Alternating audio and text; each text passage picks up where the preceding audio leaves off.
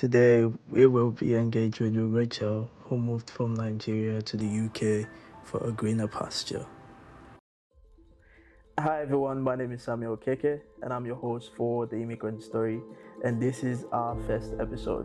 So just a quick run through on The Immigrant Story. So this is actually a platform that has been put together to draw compelling stories from immigrants to actually help other immigrants strive basically.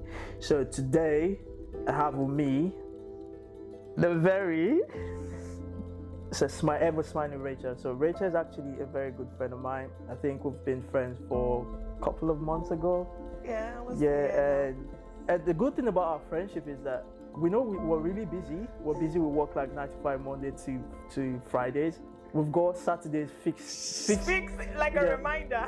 We've got Saturdays fixed that we always get to catch up with stuff basically, and I really appreciate that about our friendship. Yeah, me too. And I'm glad she actually offered to be on this with me today and just share her story. Her story she actually shared with me initially. It's really compelling. It's really propelling and motivating, and I'm glad to have her in my life as a friend. I just want to let you know that I appreciate you as we jump into today's session. Yeah, so I'm just quickly going to move on to Rachael to just share a bit about herself with us today. Rachael, do you mind telling us something about your lovely self? Yeah, sure. First of all, I'm just glad that I have Sam in my life, and he's right. Like, we kind of catch up every Saturday. I have a reminder on my phone that says call Sam by 9 a.m. and it's just a good reminder of like community and how we connect about our lives. Obviously not just like work, but like personal and just general things, and just to encourage ourselves.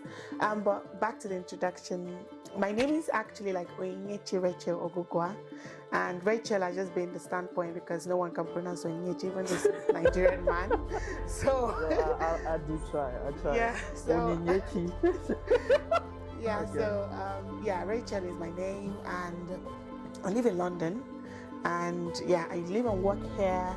I've been here since I moved to the UK to study in 2018, and I work as a business analyst, and that's just not just a business analyst. She's a senior business analyst. Actually, Rachel, she actually inspires me a lot. She might not know, probably I haven't said this to her.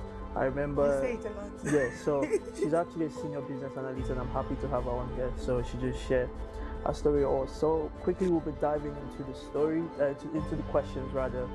And the way he says senior business analyst makes it look like I think it's just a title.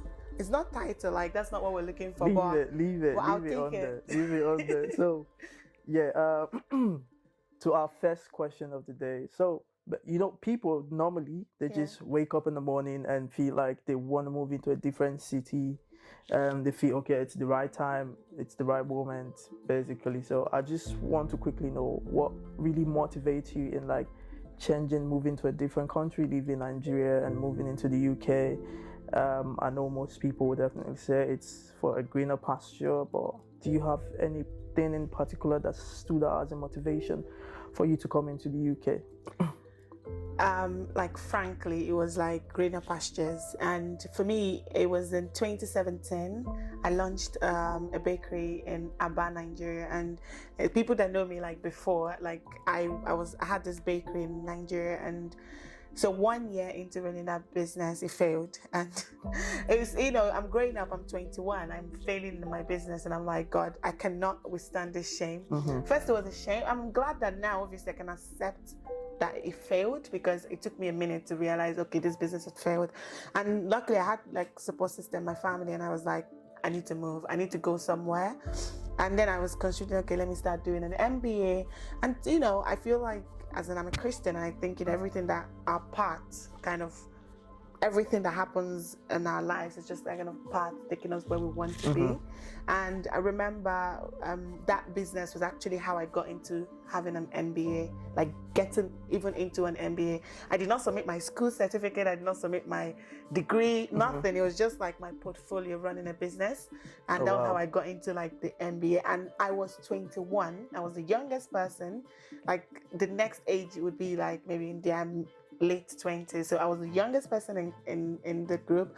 People who had like multiple international experiences. So even like maybe in the course of like talking about the whole thing, maybe I can give a deep dive about that experience.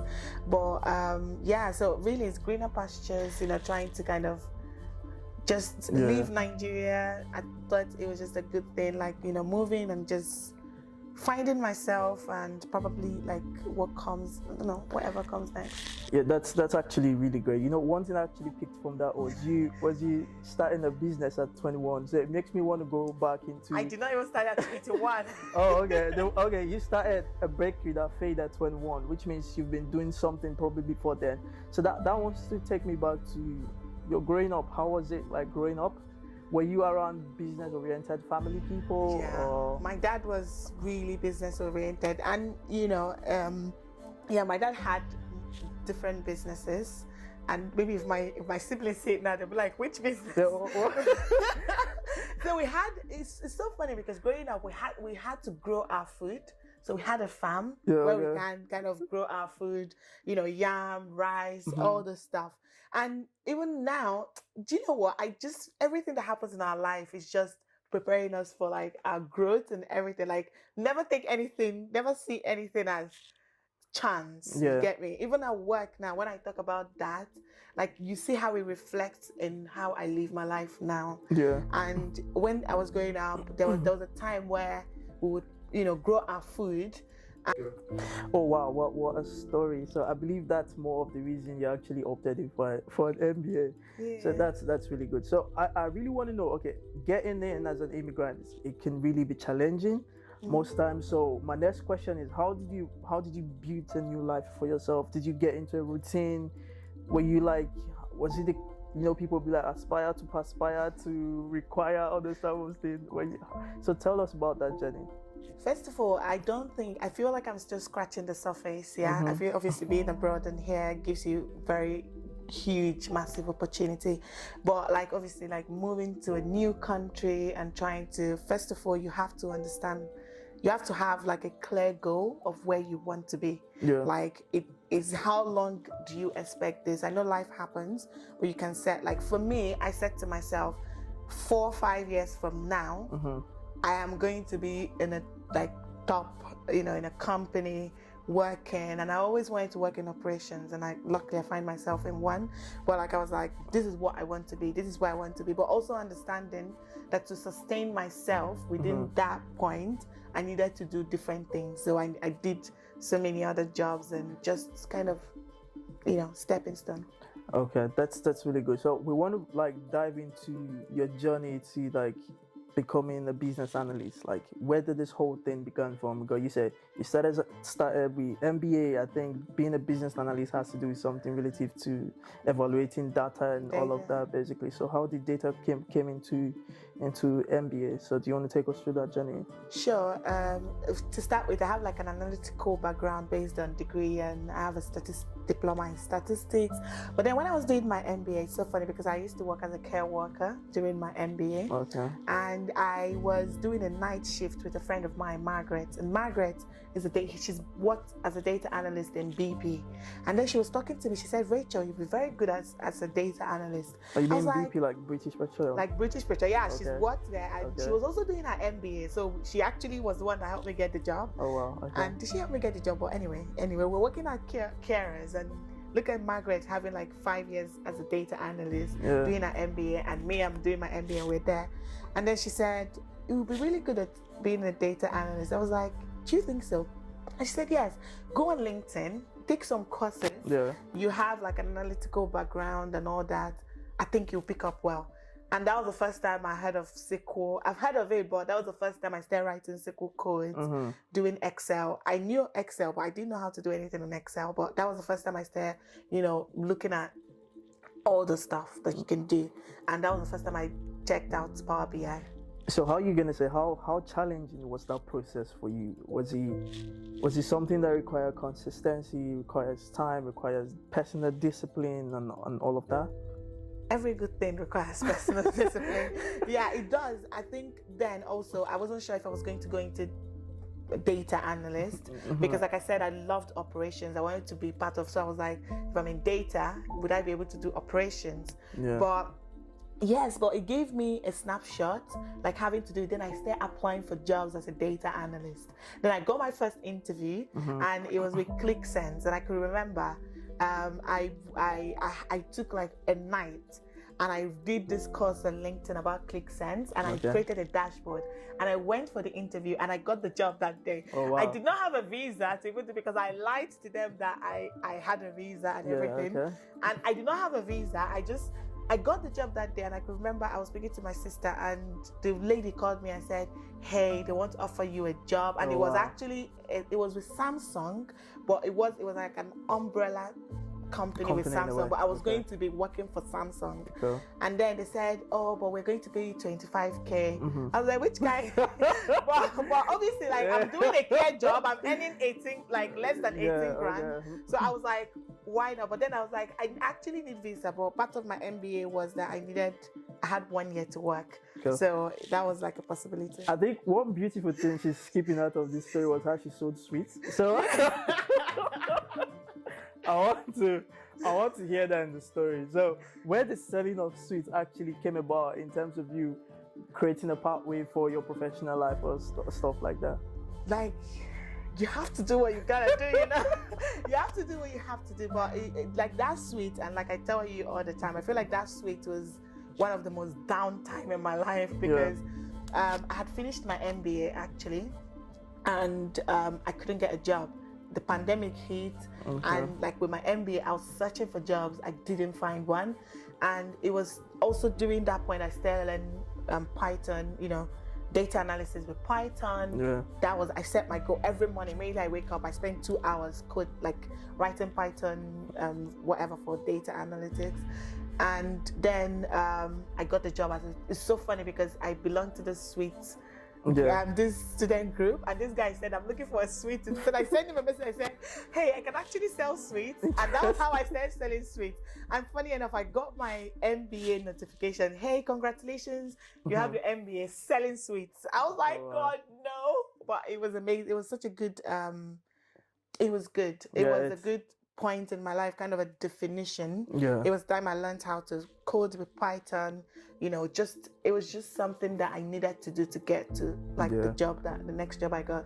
It's really amazing to actually see the transition, like from selling sweets to being a carer, to taking an MBA, from MBA transitioning to taking courses in data, building dashboard so you can get jobs in data analytics, and now she's working as a senior business analyst. I know you're really earning a good cut. But wait, I want to ask you a quick question is, what are you going to say about what role do your cultural background play? I know back home, there's this, I'm from a home where discipline is like 100. My dad is a high key disciplinarian. So I'm going to say, okay, that's part of how we're raised in terms of respecting people cultural wise. So how are you going to say your cultural background actually helped you in achieving what you have done today? My cultural background, like I grew up in a very competitive family. Like, you needed to be the best, and it's still because like my dad was like, you needed to be the best. So you need to be the best in maths. You need to be the best in that. So I think it's that go-getter feeling. Like, you can never come last. Like, why would you fail? Do you get me? My dad used to say something to us growing up. He said, I knew I was going to be rich, but I never knew it would come early. So it's like, you need to continue working. And then there was a quote that he says to all of us, and I say this in the office, I've forgotten it, but it kind of says more like, you have to put in the work. You know, you have to put in extra work. You have to, if you want to get somewhere, there's always someone that is better than you. Exactly. You get me? There's always someone that's better than you. So for you to get there, you cannot only just put in your best. You have to try to be the best. So it's more like... Yeah, I really don't know. There's this scripture Rachael actually shared with me one time. Like, talks about putting in your 100 in whatsoever you do. Like, if it's not good, don't do it. Like, so that's just one thing No, that scripture rules my... Yeah, so I'm just quickly going to ask Rachael to share the scripture with us, if she don't mind. Do you mind, Rachael? No, definitely. I love sharing the scripture and talking about it even at work. So the scripture is like from Galatians 6:4-5, and I'll be reading from the Message Bible. and it says, make a careful exploration of who you are and the work that you've been given, and then sink yourself into that. Don't be impressed with yourself. Don't compare yourself with others. Each of you must take responsibility for doing the creative best you can with your own life. And this scripture, I always have it in front of me anywhere that I have worked. I've been like, this scripture is it just guides my life, really. Everything I do, mostly work, to be honest. Like I put 100%, knowing that, God has instructed me to put my creative best in everything that I do. So it's either 100 or nothing.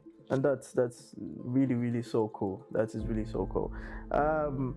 So what can you say about, do you think network or connecting with people was actually part of your what am I going to say? Do you think contributed to where you are today, like networking with people, meeting people who's been where you want to be and following their paths? Do you think actually helped, or did you encounter anything like that? Yeah, networking is really important, like for growth. Yeah, and for me, really, Margaret has been, and we still speak to today, Margaret has been like an integral part of where I am in terms of my career. And obviously, when I started looking into data analytics, I was thinking, because it's a broad, do you want to use Python or do you want to use Power BI? And then you're now looking at data scientists and all that. I think, connecting with people on LinkedIn, seeing their project. I had a project, like I created a data science project. I was following the Data Science Central group on LinkedIn. So it's more like seeing people who were actually where I was. So they didn't have a job, but then looking at how probably they landed their first job, their first data job. So having a portfolio was like, that's like standard in this field. You need to have a portfolio. What have you done? It doesn't have to really be practical, like, application in a job, but at least something that you've done. I did create a website for myself then and all that. So yeah, just that sense of, doing something for the job. Oh, wow. Great. Yeah. So my next question is basically going to be like a 2-in-1 kind of a thing. So it's more like, what lesson have you learned in the process, and what are you going to term as your biggest achievements in a way? I think my one lesson is always put in your best. I always say that I don't care how tired I am, I'm putting in 100, and if I can put in another additional 10, I will. Like, you need to be the best. And I know it sounds chaotic, but if you really want to succeed, like obviously being a Black person, a woman, an African, you have to put in your best. Like, you cannot be mediocre at work. You need to show up and you need to be vocal. When I joined companies, I did not know how to be vocal, because in Nigeria we're taught to be timid. Like here, when you look at people, they're taught to be outspoken. Exactly. But in Nigeria, if you talk, it's more like calm down. You're being disrespectful and all of that. Thank you. Yeah. But having to come here and knowing that the only way you can succeed is to talk, and I'm a bit of a talker, so I know so that. Now, no one can actually tell me less. I know you, Rachael. Yeah. So it's more like saying what I do, and luckily, to be honest, like for my job now, I have such an amazing manager that kind of explains also what I do. And that being a data analyst, you'll be able to tell stories for what you do, and in that light, I'm not much of a storyteller, but it's just be confident with your work. Always give 100%. Like, always give 100% if you want to grow, and show humility. Like, don't sell yourself low. Yeah, never sell yourself low. Know your worth. Always ask for what you're worth, because people will always give you what you receive. People will always give you whatever you're comfortable receiving. But let me say, for a job that maybe it's 40K, and you say, okay, I'm fine with 20K, they will give you 20K. They don't care. True. So, but if you ask for 50K, they might give you 50K, because that's what you're worth. So always ask for what you want. I'm not sure I answered the second question, but so the second question is more like, what's like your biggest achievement? What would you say it's your biggest achievement so far? To be honest, I think it was getting promoted after 1 year, and I worked for it. Like, I did work for it, and it was a conscious effort. I told myself I wanted to get promoted after 1 year, and obviously, like, for me, it's like, how do I get there? And I am lucky. I'm one of those lucky people. I work with such an amazing manager. My manager is so amazing. And at that point, obviously, I work for a small company. Yeah. And so whatever job I do has an impact. Yeah. So it's like, how can we keep doing this? How can we keep building this? Yeah. So, and also like the field that I work for, my company, I'm blessed, like being in this company and all that. So I think it's my greatest achievement. We've actually not celebrated the promotion thing. I think the celebration the we money. did. No, the celebration we actually did then was when she actually transitioned into a tier 2. I think I was generous enough to take her out, you know.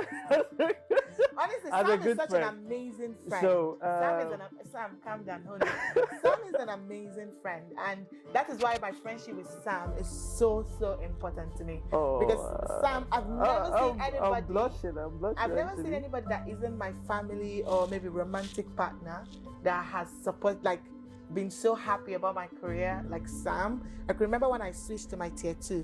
I didn't even think it was a big deal. And Sam said, come on, we're going out. Like, what do you know what this is? Oh my God. It made me happy. Like, I don't think anyone has celebrated me in that way. And you made me realize, oh my God, actually, I need to celebrate these wins because they are big. Yeah. But then because I've seen them, because obviously as human beings, we're always looking for more. Yeah. But honestly, Sam is an integral part of my life, and that is why we're going to be friends.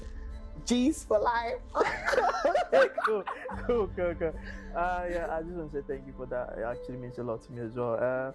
Yeah, I'm actually learning from our conversation. But I'm really learning from our conversation. But I don't know if you've mind. Had this conversation. We've had it 1 million times. I don't know if you really mind, like, what it's your advice for people out there, people who want to tread the same path but don't actually know how to navigate through. What do you think it's the best advice for them? Go for what you want. You see, if you want to be a data scientist, don't sideline it. It should be the priority. And I know that, like, I was in a situation where I needed to pay school fees, I needed to pay rent, I needed to do all this stuff. So I understood the need for responsibility first before career. But really, like, focus on the goal. Do you want to, you have to create time. During the pandemic, I created immediately I wake up, I go on my decks, I'm coding. Then before I sleep, I'm reviewing my code. Is it running well? You need to put in the time, you need to put in the work, you need to be excellent in what you're doing. You need to be excellent in what you're doing. You cannot give mediocre work. Do you get me? And everything is luck. I was thinking about it when I was coming back from my trip yesterday. I said to myself, most of the things that have happened, and I am just scratching the surface, because I said in this country, I am going to lead big companies because I'm just coming, yeah? Oh, wow. I was like, I'm just scratching the surface. But then when I thought about it, I said it's luck. It's mostly luck, but then preparation that comes with luck. Then obviously, with a sprinkle of God's grace.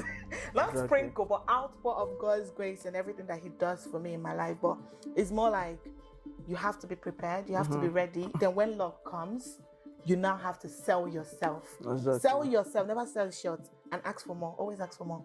Exactly. And one beautiful thing is, someone once told me that wherever you want to be today, someone has been there and someone has gone past. Yeah. So that's where networking and connecting with people definitely comes in.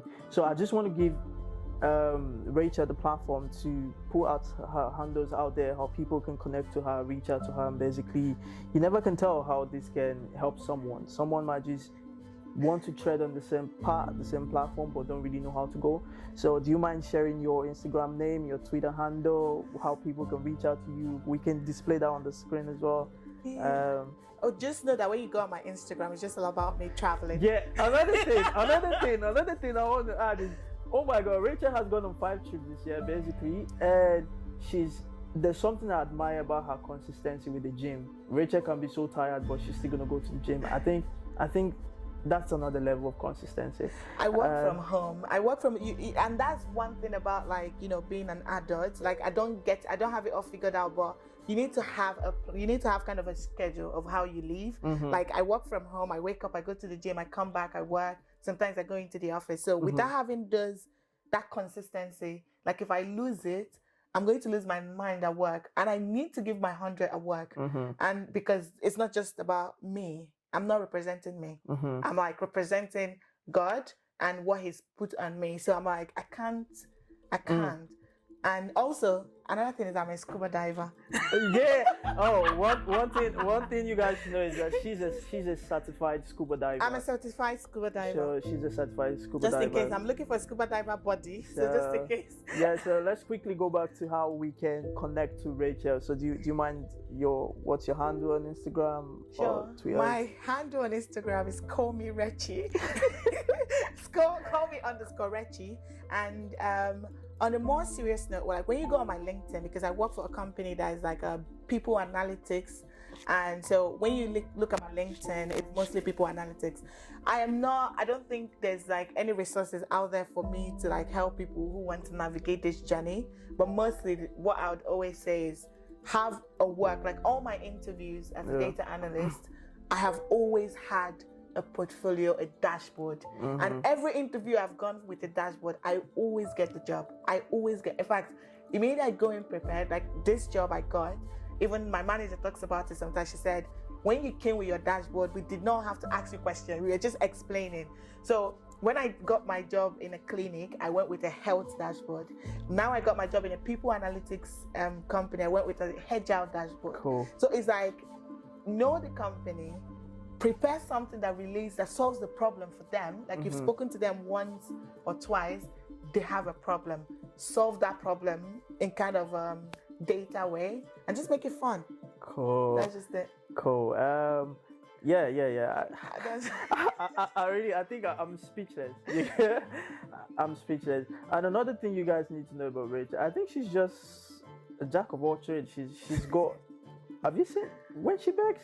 But she bakes so good as well. Yeah, she bakes so good. So when you connect with her on Instagram, when you connect with her on LinkedIn, Twitter, if you don't want to get into data analysis, you want to learn how to bake as well, Rachael is the go-to person. Sorry, I'm on a tier 2 visa. I can't do business. The only thing I don't like about it is that I've never tested any of the cake. That's the only thing. So, but I know she's gonna do better going forward. This has really been a very insightful session for me. And I just want to say thank you so much, Rachael, for showing up. I really appreciate your time. I know you could have been somewhere today. You could have been doing something else today, but you decided to be on here with me today. And I just want to say thank you. And I really appreciate your time and I appreciate this friendship. Yeah. Anything for you, Sam. Thank you for having me. It's just a pleasure being able to tell your story because I think it just gives you a perspective of where you are and what you've done. Yeah. So guys, do well to follow Rachael on every social media platform, and do well to actually follow We the Immigrant Story on every social media platform. We're on Instagram, we're on YouTube, we're on Twitter. We're coming up with blog posts as well. Do well to make yourself available to read that up as well. Trust me, this is really going to be insightful and really helpful. So I just want to let each and every one of us know that the platform is open. So share your story and make an impact. Thank you.